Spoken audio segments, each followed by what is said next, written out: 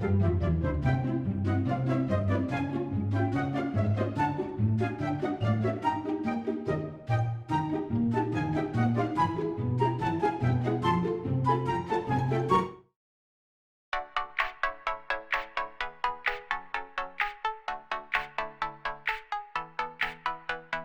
grille-pain. Il y a un grille-pain qui a explosé à un moment.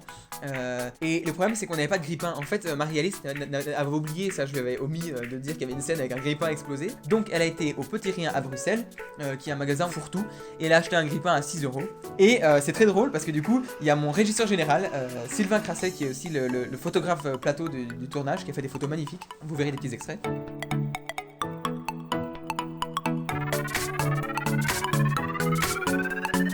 On le retrouve en fait assis à côté de la régie avec un tournevis et un couteau en train de exploser le grille-pain. Quoi, il l'arrachait, il le frappait partout, dans tous les sens, vraiment pour que ça ressemble à un grille-pain explosé. À la fin, on avait vraiment un petit pot, une petite bassine avec plein de bouts de grille-pain que Mafalda, qui est notre accessoiriste, a pu mettre dans le décor au moment du tournage. Voilà, c'était un petit peu le hack de dernière minute et ça a très bien fonctionné. On y voit que du feu. Dans les caves des laboratoires Lavoisier, il y a des tubes en fait, et on s'est dit là c'est pas mal, ça va vraiment aider au décor, etc. Et donc ils étaient bien positionnés par rapport au cadre et au décor qu'on voulait faire. Une semaine passe, le jour où on met en place le décor, donc c'est-à-dire un jour avant le tournage, les tubes ont changé. Ils ont rajouté en plein milieu des tubes qui passaient, mais vraiment là où ça nous arrangeait pas quoi, parce qu'on prévoyait de mettre des lampes, etc. Ils en ont coupé d'autres.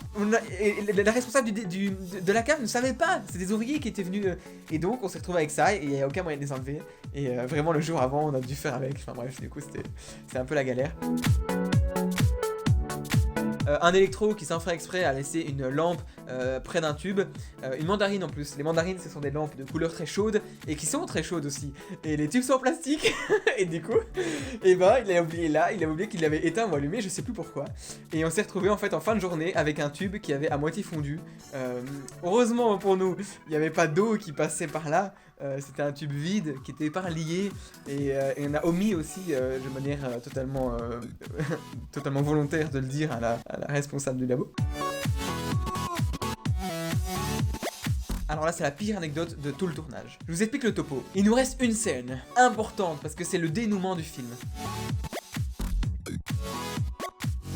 En fait la paillasse était trop petite et donc comme on voyait jamais le sol, et ben on a fait un petit hack de tournage. On a pris des palettes, on les a mis en dessous de la paillasse qui relevait de je dirais 20 cm et qui était juste à la bonne taille pour l'acteur. On veut commencer à retirer le décor, donc on doit retirer une partie des palettes qui sont en dessous de la paillasse principale. Donc on enlève les tables, on enlève la palette et en fait, donc il y avait deux palettes côte à côte et la palette de gauche retenait une partie de la paillasse de droite. On retire la palette. Les deux paillasses se séparent en deux et tombent de chaque côté avec tous les verres qu'il y avait dessus, tous les pilons, tout notre décor, des énormes structures en verre et tout.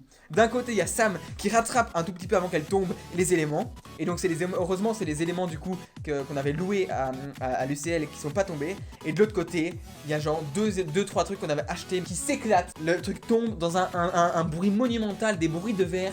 Et tout s'éclate par terre. Il était 17h30 et on avait encore 2 plans à tourner avec ça quoi. C'était la faute de personne. Enfin, moi j'ai dit à Sylvain de retirer la palette, mais moi je savais pas que voilà, lui il a suivi les ordres donc bref. Donc Mafalda et Sylvain se sont occupés de tout ranger, etc. Et on a fait avec. Mais vraiment c'était pour la fin du tournage, ça nous a vraiment ça nous a bien fait une bonne frayeur. Les effets spéciaux, special effects, en fait, à proprement parler, ne sont pas faits par ordinateur. Ce sont les effets qui sont sur le tournage. Et donc, par exemple, dans notre film, il y a un moment où il y a une explosion, donc un changement complet d'atmosphère.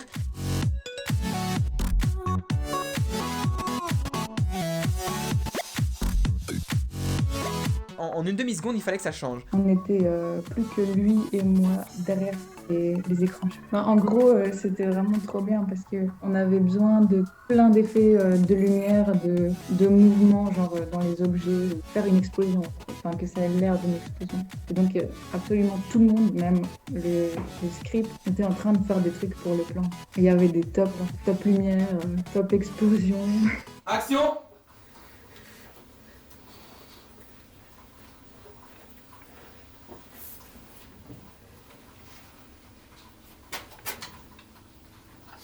Top! Flash!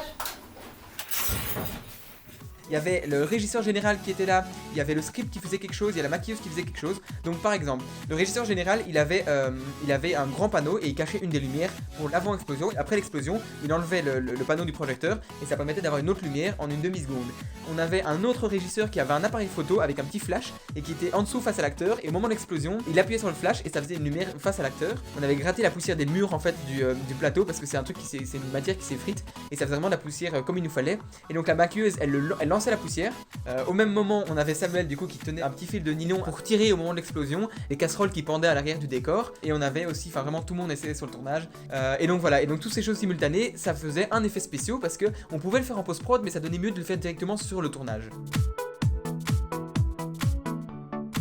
L'anecdote, c'était la confiture. Parce que soit on achetait beaucoup de confitures de premier prix que personne n'aurait envie de manger, soit on arrivait avec des sponsors, mais c'était un peu tard pour essayer d'arriver à avoir des placements de produits. Du coup, j'ai fabriqué ma fausse confiture moi-même avec de l'eau, du colorant et de la gélatine. Ça a très bien marché, sauf que je les ai fait une semaine trop tôt et le jour du tournage, elles avaient plus la bonne couleur. Donc on a remis de l'eau juste teintée. Mais pendant 4 jours, la fausse confiture était parfaite.